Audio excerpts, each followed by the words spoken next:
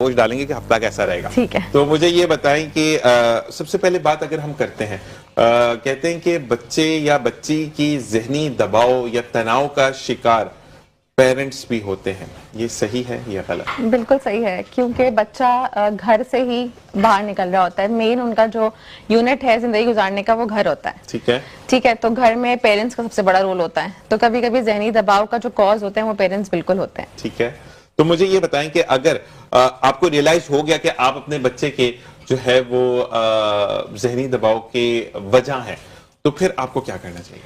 देखिए, ये तो बहुत ही रेयर सिचुएशन है कि पेरेंट्स को रियलाइज हो जाए कि बच्चे के स्ट्रेस की वजह वो है। ऐसा बिल्कुल नहीं होता, क्योंकि पेरेंट्स को ये लग रहा होता है कि हम बच्चे के लिए जो कर रहे हैं, चाहे वो गलत भी, उनको सही लग रहा होता है, क्योंकि एहसान भी कर रहे होते हैं ना, हमने तुम्हारे लिए किया। बिल्कुल, लेकिन सबसे बड़ी बात यह कि उनकी इंटेंशन कभी गलत नहीं होती। माँ बाप कभी भी जानते बूझते अपने बच्चे को नुकसान नहीं पहुंचाना चाहते, तो इसलिए वो अंडरस्टैंड भी नहीं कर पा रहे होते कि जो उनके तरीके हैं या उनका बर्ताव है वो बच्चे को स्ट्रेस का शिकार कर रहा है। ठीक है, ठीक है, ठीक जी। डॉक्टर साहब, आपसे अगर हम पूछते हैं कि अब अगर बच्चा, आपको पता चल गया कि वो एक छोटी उम्र का है, 8 साल का है या 7 साल का है, और वो स्ट्रेस में है अपने पेरेंट्स की लड़ाइयों की वजह से, पेरेंट्स की हम आहंगी नहीं है, उनके मिजाज नहीं मिलते, लेकिन वो रोज लड़ते हैं और छोटी छोटी बात पर लड़े होते हैं कि नमकीन क्यों होता है, चीनी मीठी क्यों होती है, तो ये फजूल से सवाल आता है। तो अगर इस तरीके से लड़ाइयां होती हैं, तो फिर आप उस बच्चे को कैसे एंटरटेन करती हैं, कैसे उसको ओवरकम करती हैं कि वो उस स्ट्रेस से, उस प्रॉब्लम से दूर हो जाए?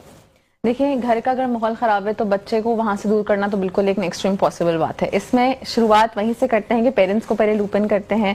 काम हमेशा रूट कॉज से करना चाहिए कि रूट कॉज कहाँ है, वरना हम बच्चा मेरे पास आएगा, मैं उसको थेरेपी दूंगी, सब कुछ करूंगी, स्कूल में भी चले, आजकल तो स्कूल में भी बहुत काउंसलर्स हैं, वो भी करेंगे, लेकिन घर तो वापस उसने उसी माहौल में जाना है। तो प्रॉब्लम जब तक है तब तक मुश्किल है कि कुछ हो। बच्चे के अपने स्ट्रेस कोपिंग स्किल्स हम उनको क्या सिखाते हैं? हम प्ले थेरेपी करते हैं, हम उनको जर्नलिंग सिखाते हैं, हम उनको मेडिटेशन सिखाते हैं।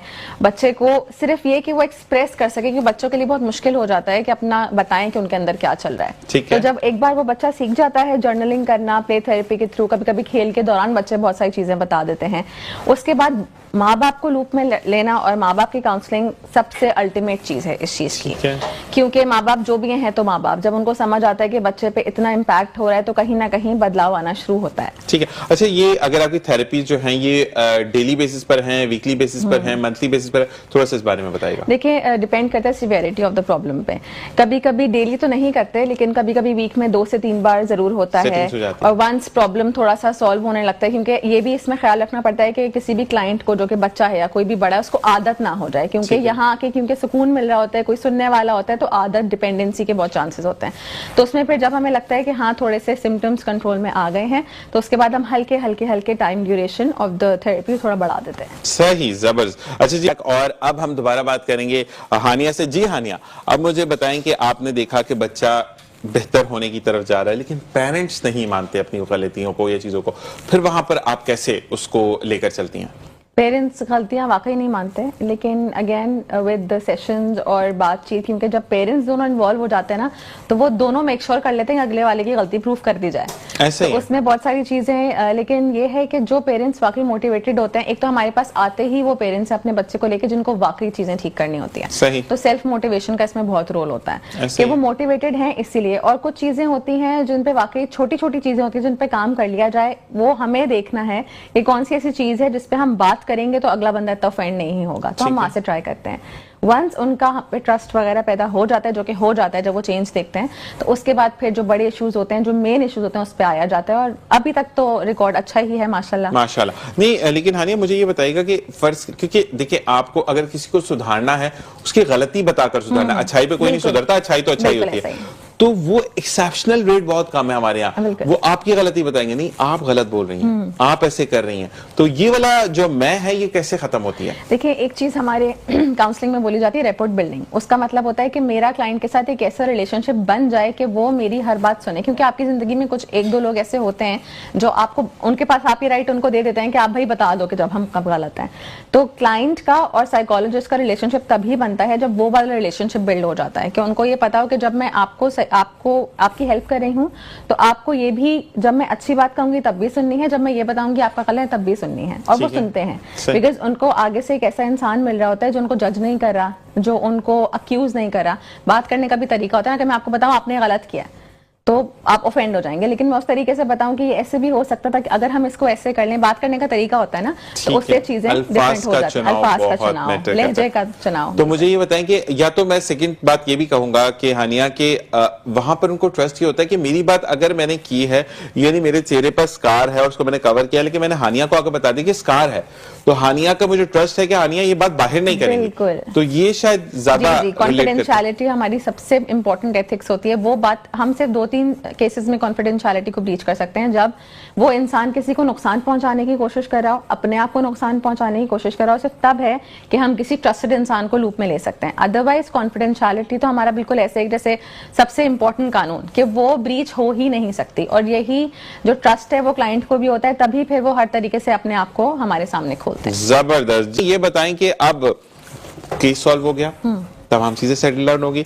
लोग मिलने आते हैं दोबारा आपसे? बिल्कुल आते हैं। लेकिन एक वक्त ऐसा आता है कि अगेन डिपेंडेंसी को खत्म करने के लिए हमको एक वक्त में इंटर्मिनेट करनी पड़ती है थेरेपी, जो काफी मुश्किल काम होता है, बिकॉज क्लाइंट्स चाह नहीं रहे होते कि जाना, क्योंकि वो एक सेफ प्लेस उनको मिल जाती है, तो वो हर जगह दुनिया में नहीं मिल रही, तो उसमें टर्मिनेट करना पड़ता है। उसके बाद वो आ सकते हैं, लेकिन उस पर भी हमें ऐसा कि बहुत ज्यादा कोई मिलने आ रहा है बार बार। अक्सर मैं, क्योंकि मैं कॉलेज में काउंसलर हूँ, तो वहां पर भी ऐसा होता है कि बच्चे जिनका खत्म हो गया वो बार बार आ रहे हैं, मिस थोड़ी देर, तो उसके लिए उस चीज को स्टॉप करना पड़ता है। उसकी रीजन यही होती है कि जब हम इनकी लाइफ में ना हो तो भी इसी तरह फंक्शन कर सकें। मतलब ये एक पॉजिटिव नोट है, लेकिन लोग उसको नेगेटिव भी समझते हैं। तो ये क्लियर हो गया आज मुस्कुराती मॉर्निंग के थ्रू कि अगर आपकी टीचर मैम हानिया काजमी जो हैं वो अगर आपसे दूरी इख्तियार करें तो वो इसलिए नहीं है कि उनको और बच्चे मिल चुके, वो इसलिए दूरी इख्तियार करें कि आप सेल्फ डिपेंडेंट हो जाए। ऐसे ही है?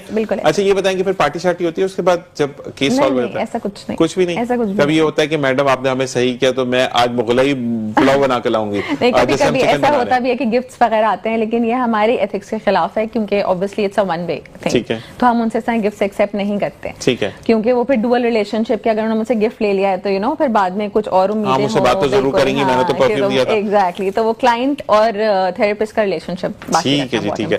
इखलाक साहब जी, हानिया आपसे भी चाहेंगे इजाजत, और जाते जाते क्या मैसेज देना चाहेंगे हमारे देखने और सुनने वाले? मैसेज यही देना चाहूंगी कि अगर पेरेंटिंग के हवाले से बात करें तो आपके बच्चे आपके दौर के लिए नहीं पैदा हुए हैं, इस दौर के लिए पैदा हुए हैं। जबरदस्त। तो उनको इसी दौर के हिसाब से पेरेंटिंग करें। आपके दौर अब यहाँ नहीं चल सकता। ऐसा ही है। और नहीं, कुछ चीजों में मैं कहता हूं कि आपका खिलाएं सोने के हवाले से देखिए शेप की नजर से, अगर बच्चा बहुत ज्यादा दोस्त से बात कर रहा है तो वो क्यों कर रहा है? ऐसा कौन सा दोस्त आ गया? बोलना मीठा होना चाहिए। बिल्कुल बिल्कुल बिल्कुल, क्योंकि आज के बच्चे स्ट्रेट तंज ये सब उनको समझ नहीं आता, क्योंकि वो उस दौर के लिए वो तंज वाले हम बच्चे थे, ऐसे ही थे, तो तंज से हमें समझ आ जाता, ऐसे ही था। तो ये चीज तो